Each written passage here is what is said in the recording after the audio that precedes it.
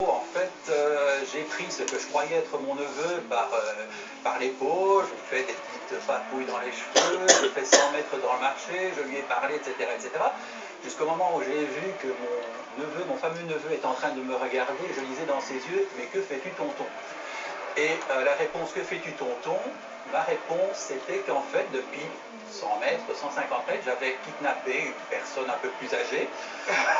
Et en fait, que j'ai emmené avec moi, et cette personne était complètement traumatisée. Et voilà, donc... C'est-à-dire que la taille de la personne âgée revenait à la taille de votre petit-neveu, oui, c'est ça? qui était plus jeune à l'époque. Et aussi, bon, à l'époque, mon neveu ne voulait pas se faire couper les cheveux, donc il avait... Et donc la dame aussi avait un beau chignon que j'ai un peu écrasé également. Si elle m'écoute, je m'excuse encore. Ce qui est drôle, c'est que pendant 100 mètres, elle n'ose rien dire, quoi. Non, elle était vraiment tétanisée. Ah, c'était... ouais. Enfin, j'espère qu'il n'y est rien arrivé après. Je m'en voudrais beaucoup. Non, question. Que du rire et du sourire. Voici Céline, voici Mathieu, Vanessa, Serge, Florence et Stéphane. Hello.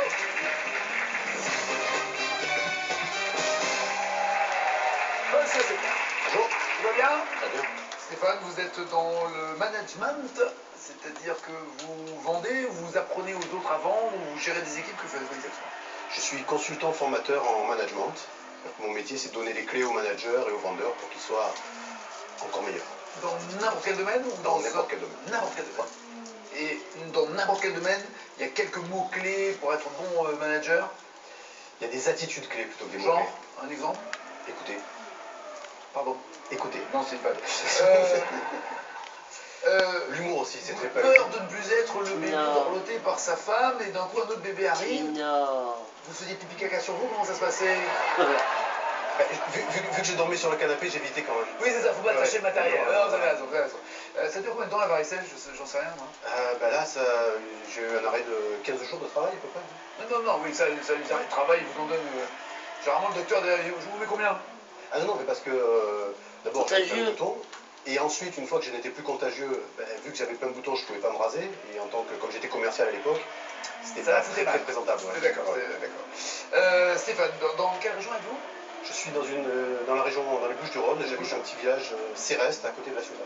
Très bien. Quel acteur incarne le père de Sophie Marceau dans La Boum? Dreams of Mario. Cash, Le papa? Claude Brasseur. Oui, Oui. très bien.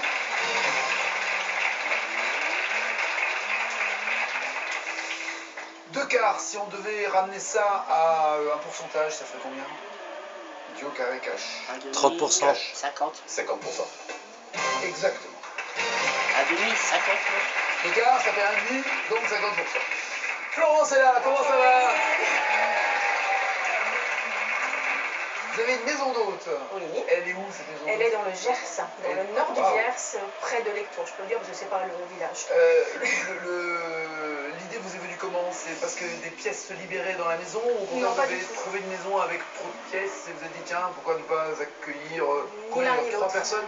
Ni l'un ni 3 l'autre. chambres? Non, 5 chambres. 5, c'est max. 5 chambres, c'est le maximum. Ouais.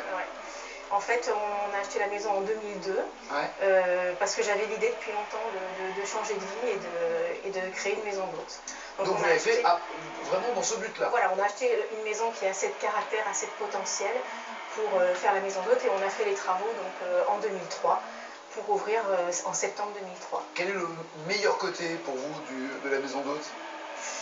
C'est ce qui est Alors plus il y a génial. un côté personnel, c'est la liberté dans le travail. C'est-à-dire que bon, on n'a pas les horaires de bureau, Voilà. alors c'est très Vous contraignant. êtes chez on a- vous, c'est voilà. comme vous voulez, quand vous voulez. Voilà, et après il y a bien sûr le côté contact, rencontre avec des personnes, souvent des personnes extraordinaires qui reviennent.